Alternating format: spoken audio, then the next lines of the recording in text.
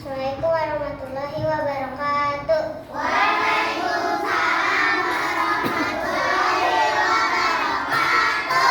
Teman-teman, hari ini saya ingin menceritakan mengenai tanah Palestina yang saat ini sedang banyak beritanya karena diserang oleh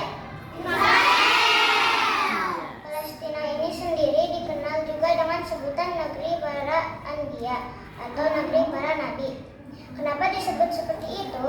Karena dalam sejarahnya hanya Palestina satu-satunya daerah yang pernah ditinggali atau disinggahi para nabi dan utusan Allah SWT ini. Siapa saja para nabi tersebut dan bagaimana kisahnya? Yang pertama, ada Nabi Ibrahim alaihi salam, bapak dari para nabi. Nabi Ibrahim mengalami banyak mukjizat dan ujian semasa hidupnya. Nabi Ibrahim ini memiliki dua anak, yaitu Nabi Ismail dan Nabi Ishak.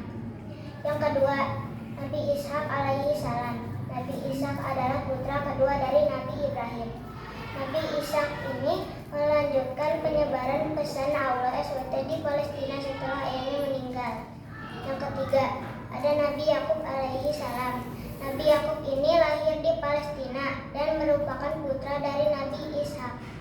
Selama hidupnya, Nabi Yakub menetap di Mesir sampai meninggal dunia. Tapi beliau dimakamkan tetap di Palestina bersama sang ayah dan sang kakek. Yang keempat adalah Nabi Yusuf alaihi salam. Nabi Yusuf lahir di Yerusalem dan merupakan salah satu putra tersayang Nabi Yakub dan beliau meninggal di Palestina. Jadi di Palestina ada 4 makam bersaudara yang terletak di dalam Masjid Ibrahim, yaitu makam Nabi Ibrahim, Nabi Ishak, Nabi Yakub, dan Nabi Yusuf. Yang kelima, ada Nabi Lut alaihi salam. Nabi Lut adalah keponakan dari Nabi Ibrahim. Beliau diperintahkan oleh Allah untuk menyebarkan pesan Islam kepada kaum Sodom dan Gomorrah. Dan beliau diselamatkan Allah dari azab yang turun kepada kaumnya menuju bumi yang diberkahi, bumi Palestina. Yang keenam, ada Nabi Musa alaihi salam.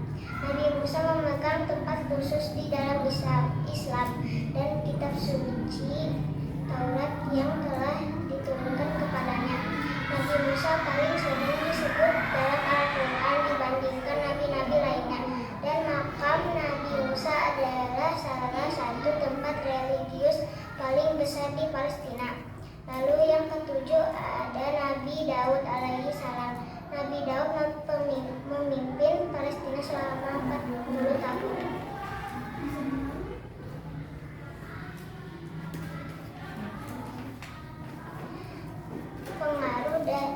Pengaruh Nabi Daud di sana dianggap sangatlah penting terhadap bangunan keagamaan di Al-Quds, Palestina. Yang ke-8 ada Nabi Sulaiman alaihi salam. Nabi Sulaiman adalah putra bungsu dari Nabi Daud dan lahir di Yerusalem. Allah memberkahinya dengan banyak mukjizat, termasuk kemampuan berbicara dengan hewan dan jin. Selama 30 tahun pemerintahannya atas Palestina, beliau memerintahkan jin-jinnya untuk memperbaiki Masjid Al-Aqsa, Palestina. Dan makam Nabi Sulaiman ada di dalam komplek Masjid Al-Aqsa, Palestina. Yang ke-9 ada Nabi Isa alaihi salam. Beliau menghabiskan hidupnya di Palestina untuk menyebarkan pesan Allah SWT. Nabi Isa dilimpahi dengan banyak mukjizat, mampu menyembuhkan orang yang sakit dan menghidupkan kembali orang yang telah meninggal dunia. Kebanyakan orang meyakini bahwa gereja kelahiran di tepi barat dibangun di atas tempat kelahiran Nabi Isa. Dan bukti zaitun di Al-Quds dikatakan sebagai tempat di mana Nabi Isa naik ke surga. Yang terakhir adalah Nabi Muhammad SAW. Nabi Muhammad sebagai Nabi dan Rasul terakhir pernah singgah ke Masjid Al-Aqsa ketika beliau melakukan perjalanan Isra Mi'raj. Saat ini tempat ini merupakan tujuan penting yang memegang arti besar bagi muslim di seluruh dunia. Nah teman-teman, jadi memang betul adanya Palestina itu adalah tempat tinggal para nabi dan banyak mukjizat yang terjadi di bumi Palestina. Terakhir, mari kita mendoakan rakyat Palestina di sana supaya kondisinya membaik. Bismillahirrahmanirrahim. Ya Allah, bantu umat Islam yang menderita di Palestina. Kasihanilah mereka yang terzalim di antara hamba-hambamu. Ya Allah, hilangkanlah penderitaan dari umat kami. Kami mohon agar Engkau mengangkat kesulitan dari Gaza dan penduduknya. Memberi mereka kemenangan atas musuh mereka. Mengampuni mereka yang tertindas di antara hamba-hambamu dan singkirlah penderitaan di bangsa Palestina.